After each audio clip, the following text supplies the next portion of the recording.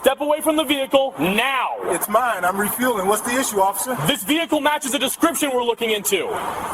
This vehicle is legally purchased, registered, and insured in my name. Yeah, then you're running some kind of scheme to afford it. No scheme. My paycheck. Sure you are. It was just after sunset at a quiet fuel station near Route 47 when an ordinary stop turned into something far more serious. A man with a long career in public service pulled in to refill his tank, expecting nothing more than a few quiet minutes before heading home. Instead, he found himself at the center of an encounter that would later be replayed across screens nationwide. The man was Judge Lawrence Hale, 56 years old, a senior magistrate known for his measured rulings and reserved demeanor. He wasn't wearing a suit, he wasn't surrounded by colleagues or security. At that moment, he was simply another driver standing beside his vehicle, focused on the soft click of the fuel pump and the glow of the overhead lights. What Judge Hale didn't know was that a patrol car had already slowed as it passed the station entrance. Inside the cruiser sat Officer Daniel Crow, a highway patrol officer assigned to the outer districts of Redmont County. Crow had a reputation among locals, aggressive stops, confident instincts, and a habit of trusting his gut more than paperwork. He often referred to it as preventative policing. As Crow's cruiser rolled by, his attention fixed on one thing: a dark, high-end luxury SUV parked alone at the far pump. The vehicle stood out against the faded sedans and pickup trucks that usually passed through that station.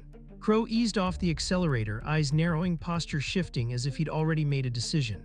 Moments later, the cruiser turned sharply into the lot. The patrol car came to a stop at an angle, partially blocking the SUV's path forward. The move was abrupt enough that Judge Hale looked up from the pump, confusion flickering across his face. He hadn't been speeding. He hadn't been driving at all. He was stationary, unarmed, and minding his own business. Officer Crow stepped out of the cruiser with purpose. His body camera was already recording. He didn't greet the driver. He didn't ask if everything was all right. Instead, his eyes traveled slowly over the SUV, then settled on Hale himself, lingering longer than necessary. "Step away from the vehicle," Crow called out.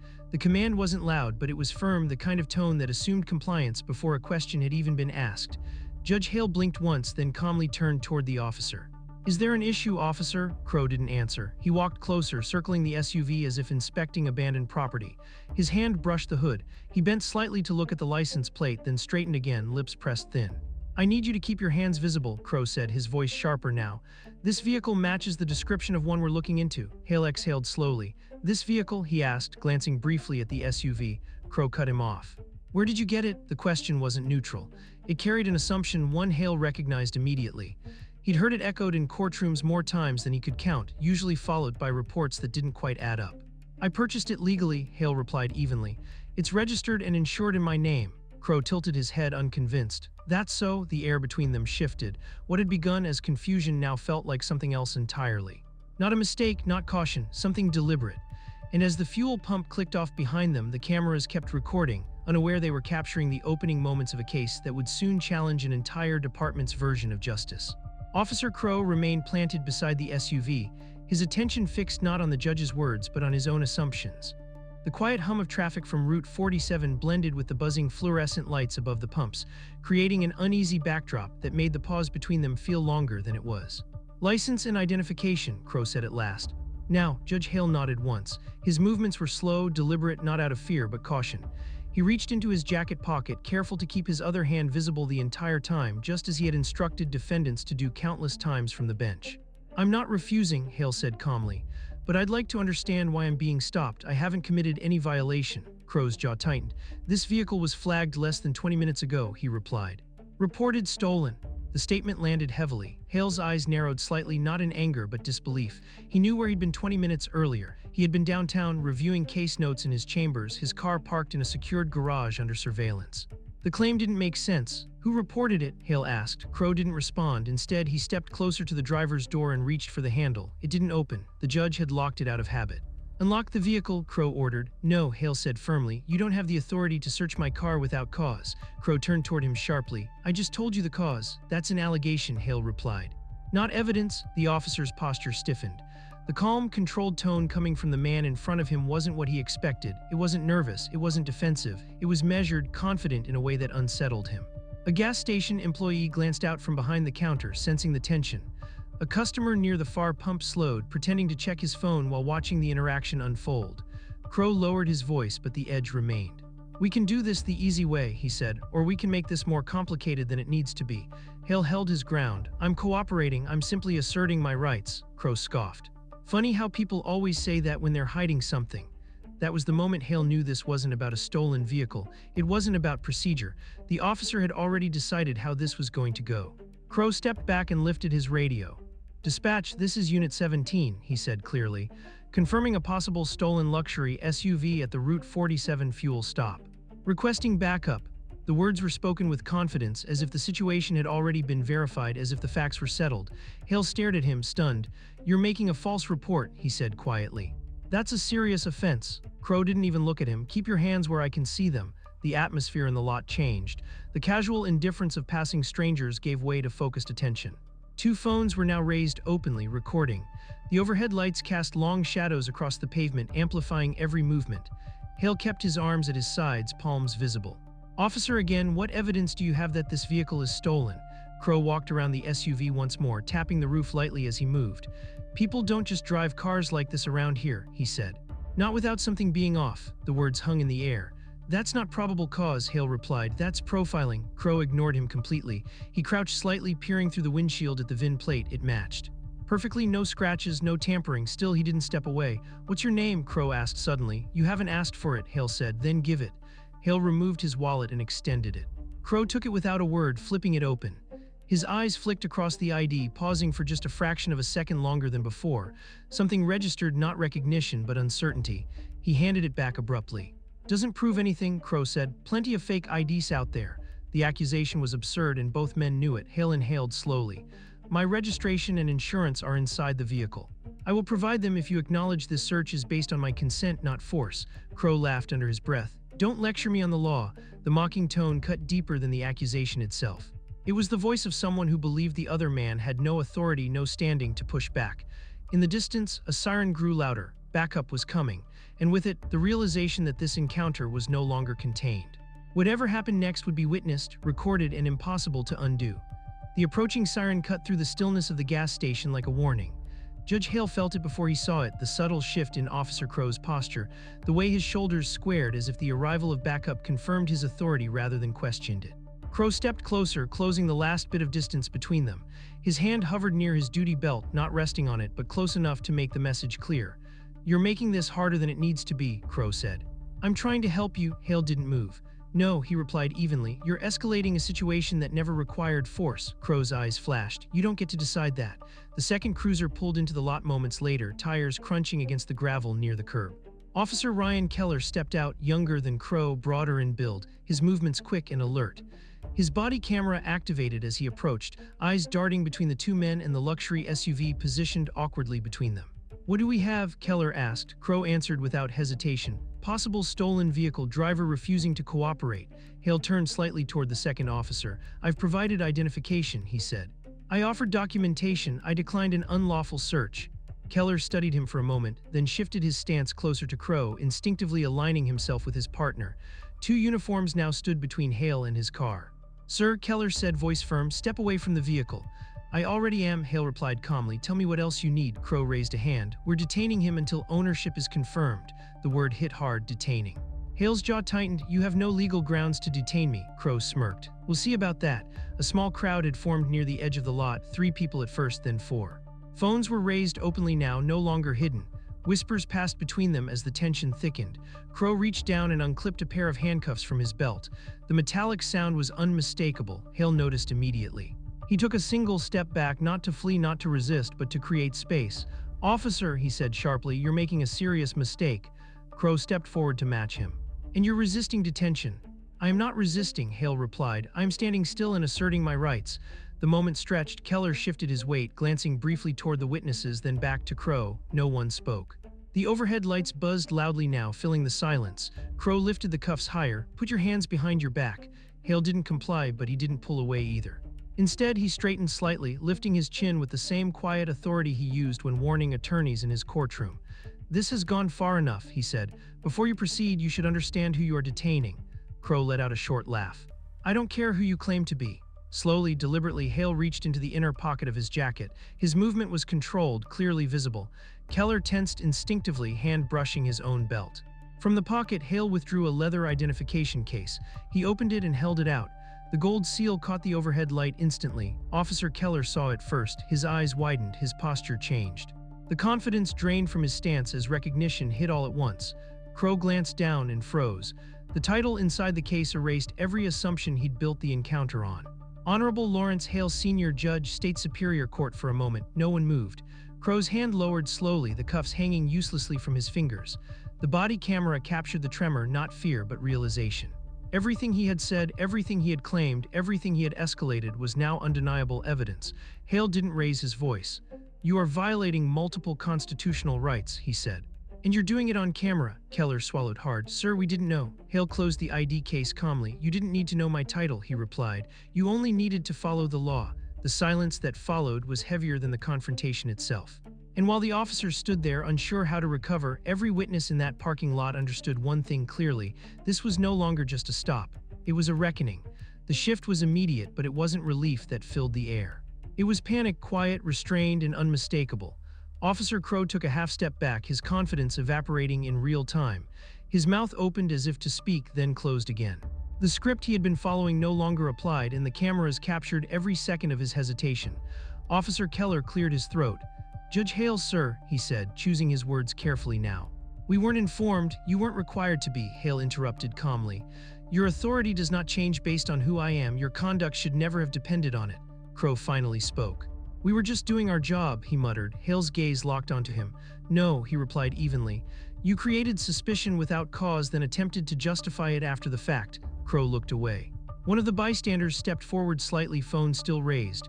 "I got everything," the man said. "All of it." Hale nodded once in acknowledgement. "Thank you." Crow turned sharply toward the witness. "This is an active police matter." "Stop recording. It's a public place," the man replied, not lowering his phone. Another camera angle, another moment documented. Crow exhaled sharply through his nose, frustration visible now that authority had slipped from his grip. Keller shifted uncomfortably beside him, clearly aware of how quickly the situation had turned. Hale turned back toward the SUV. "As I stated earlier," he said, "my registration and insurance are inside the vehicle." He unlocked the door, opened the glove compartment, and removed the documents with slow, deliberate movements. No rush, no dramatics, he handed them to Keller. "Verify them," Hale said. Keller scanned the paperwork, then checked the plate through his onboard tablet. The confirmation was instant. "Everything matches," Keller said quietly. "Registered owner. Valid insurance." There had never been a report, there had never been a match, there had never been probable cause. Crow stared at the pavement. "You're free to go," he said flatly. Hale didn't move right away. He studied Crow for a moment, then spoke with the same authority that commanded silence in his courtroom. "Officer Crow," he said, "I strongly advise you to document this encounter accurately. You will be asked to explain it under oath." Crow's shoulders dropped. Hale returned to his vehicle, started the engine, and drove away without another word. The SUV exited the lot smoothly, leaving behind a silence that felt heavier than the confrontation itself. But the story didn't stay in that parking lot. By morning, witness footage had surfaced online, first locally, then regionally. By midday, national outlets were replaying the encounter frame by frame. Analysts slowed the footage, highlighting the moment Crow reached for his cuffs, the radio call requesting backup, the false claim of a stolen vehicle. Civil rights attorneys began contacting Judge Hale before noon. Community leaders demanded answers. Even law enforcement officials expressed concern. Within 48 hours, an internal investigation into Officer Daniel Crow was opened, and that investigation uncovered more than one night's mistake. Complaints surfaced, stops that were never formally logged, drivers questioned without cause, a pattern that looked uncomfortably familiar. 5 days later, Judge Lawrence Hale filed a civil lawsuit. The filing was precise, measured. Supported by body camera footage, security cameras, witness recordings, and the officer's own radio transmissions. The damages sought totaled $14.2 million, not as punishment, as accountability. And as the city received the filing, one truth became unavoidable. What began as a routine stop for fuel had become a case that would force an entire department to answer for how power was used and misused when no one thought they were being watched. The lawsuit didn't arrive with spectacle. There was no press conference, no public statement from the judge. Just a formal filing delivered to the county clerk's office early Monday morning, stamped, logged, and quietly circulated among city attorneys before most residents had finished their first cup of coffee. But once the details surfaced, there was nothing quiet about the reaction.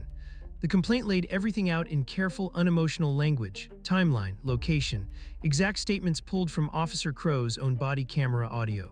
The false report of a stolen vehicle, the attempted detention, the moment the handcuffs were drawn, each action supported by video, timestamps, and independent witness recordings. By noon, the city's legal department was already scrambling. What unsettled them most wasn't the size of the claim, though $14.2 million was impossible to ignore. It was the evidence. The footage showed no threat, no erratic behavior, no lawful basis for the stop. It showed an officer escalating a situation based entirely on assumption, then doubling down when challenged. That afternoon, Police Chief Eleanor Watkins ordered Officer Crow placed on administrative leave pending the outcome of the investigation. By evening, the footage had reached millions. National commentators paused the video at key moments. The false radio call, the pause when the judge's identification was revealed, the shift in Crow's tone, each freeze frame sparked the same question. What would have happened if there were no cameras? Former officers weighed in. Civil rights advocates dissected procedure. Legal analysts pointed out how quickly the encounter crossed constitutional lines. And then something else began to surface. Anonymous tips, emails sent to internal affairs, screenshots, unfiled complaints from drivers who described eerily similar encounters, pulled over without cause, questioned aggressively, searched without consent, then released with no citation once nothing was found. One name appeared again and again. Officer Daniel Crow. By the third day, investigators had identified at least 7 prior stops that raised red flags. None resulted in charges. None were properly documented. All involved drivers who didn't fit the officer's expectations. Patterns became harder to deny. Behind closed doors, city attorneys advised settlement discussions. Fighting the case, they warned, would expose even more internal failures. Body camera activation delays, inconsistent reporting, supervisors who signed off without review. Meanwhile, Judge Hale returned to work as if nothing had changed. He didn't reference the incident from the bench. He didn't allow attorneys to mention it. He issued rulings with the same calm precision he always had.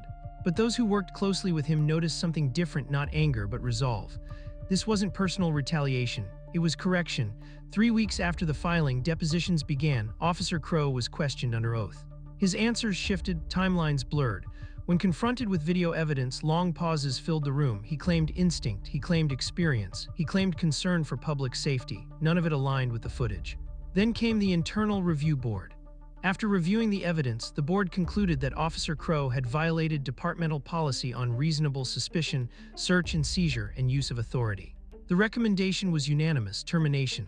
The announcement came on a Friday afternoon. By Monday morning, Officer Daniel Crow no longer wore a badge, but the fallout didn't stop there. The department announced mandatory retraining for an entire patrol division. Supervisory protocols were rewritten. Body camera policies were tightened, with automatic activation requirements expanded. And still the question remained, one no policy could immediately answer: how many encounters like this had gone unrecorded? The city moved quickly toward settlement. Behind closed doors, numbers were negotiated. Language was revised. Accountability clauses were added. And as the agreement neared completion, one final hearing was scheduled, not to determine guilt, but to finalize responsibility. That hearing would change everything. The settlement hearing took place behind closed doors, but its impact was anything but private. By the time both sides entered the room, the outcome was already clear. The evidence had spoken long before attorneys ever did. City lawyers didn't argue innocence. They didn't attempt to justify Officer Crow's actions. Instead, they focused on damage control, limiting exposure, avoiding a public trial, and preventing further scrutiny of departmental failures that were now impossible to deny. Judge Hale sat quietly throughout the proceedings, hands folded, expression unchanged. He wasn't there to deliver speeches or demand apologies. The facts had already done that for him. After several hours, the agreement was finalized. The city would pay $11.9 million to resolve the lawsuit. No admission of wrongdoing was included, a standard clause, but the conditions attached to the settlement spoke louder than any statement ever could. Officer Crow's termination would stand. The department would submit to independent oversight for 18 months. Revised training protocols would be audited quarterly. Body camera compliance would be externally reviewed. The judge signed the agreement without hesitation. When word of the settlement broke, reactions were swift. Some called it excessive, others called it overdue, but few disputed the reason it happened at all. The footage had removed ambiguity. There was no conflicting narrative, no gray area to debate. This wasn't a misunderstanding, it was abuse of authority. In the days that followed, departments across the state issued internal memos. Roll call briefings referenced the case by name. Officers were reminded that instinct was not a substitute for cause, and that cameras were not a threat, they were a record. The gas station near Route 47 became an unlikely landmark. The owner installed upgraded cameras, audio and video, covering every pump around the clock. A small sign was placed near the entrance. This property records audio and video at all times. It wasn't meant as a warning, it was a reminder. Judge Hale never spoke publicly about the settlement. He declined interview requests. He ignored op-ed invitations. He let the ruling stand on its own. When asked privately why he hadn't addressed the media, he offered a simple explanation. "This was never about attention," he said. "It was about making sure it doesn't happen again." But one final moment remained. At the request of the Judicial Oversight Committee, Hale submitted a written statement for the public record. It wasn't emotional, it wasn't accusatory. It was precise. He described the fear that comes not from danger, but from realizing the law itself has been turned against you. He described how quickly authority can become threat when unchecked. And he described how documentation, impartial, silent, unblinking, was the only reason the truth survived that night. The statement concluded with a single sentence. "Respect should never depend on who you are, but how the law is applied." The words circulated widely, and as departments adjusted policies and citizens shared the footage one last time, it became clear that the case had already done more than resolve a lawsuit. It had forced a system to look at itself. Only one chapter remained. The night at the gas station faded from public attention as new headlines took its place, but its impact never truly disappeared. Policy changes were implemented. Training manuals were rewritten, oversight committees were formed. On paper, progress had been made, but the real change was quieter. Judge Lawrence Hale returned to his courtroom the same way he always had, without announcement, without ceremony. He took his seat behind the bench, reviewed the docket, and began calling cases. To most who passed through that room, he was just another judge doing his job. Only now he carried something heavier than authority. He carried proof. Proof that bias doesn't announce itself, it disguises itself as instinct. Proof that power, when left unchecked, doesn't always look like violence, sometimes it looks like confidence. Proof that a routine moment, something as ordinary as stopping for fuel, can become dangerous when assumptions replace law. The footage from Route 47 continued to appear in training sessions across the state. Recruits watched it in silence. Veterans shifted uncomfortably in their chairs. The lesson wasn't delivered with anger or accusation. It didn't need to be. The images spoke for themselves. Late one evening, months after the settlement, Judge Hale was asked during a legal symposium what he believed the most important outcome of the case had been. He paused for a moment before answering. "I wasn't looking for a confrontation," he said. "I was looking for respect." The room stayed silent. He explained that respect isn't about titles or uniforms or vehicles, it's about restraint. It's about understanding that authority exists to protect, not to dominate, and that when law enforcement forgets that distinction, everyone becomes vulnerable. The gas station still stands at the edge of Route 47. Cars still pull in and out, drivers still glance at their phones while waiting for the pump to click off. Most will never know what happened there, but the cameras still record. They record not because they expect wrongdoing, but because accountability should never rely on chance. It should be built into the system itself. And somewhere between the hum of traffic and the glow of overhead lights, a simple truth remains: justice doesn't always happen in courtrooms. Sometimes it happens in a parking lot, when someone refuses to back down, when the law is challenged by those sworn to uphold it, and when the truth is caught on camera, refusing to blink.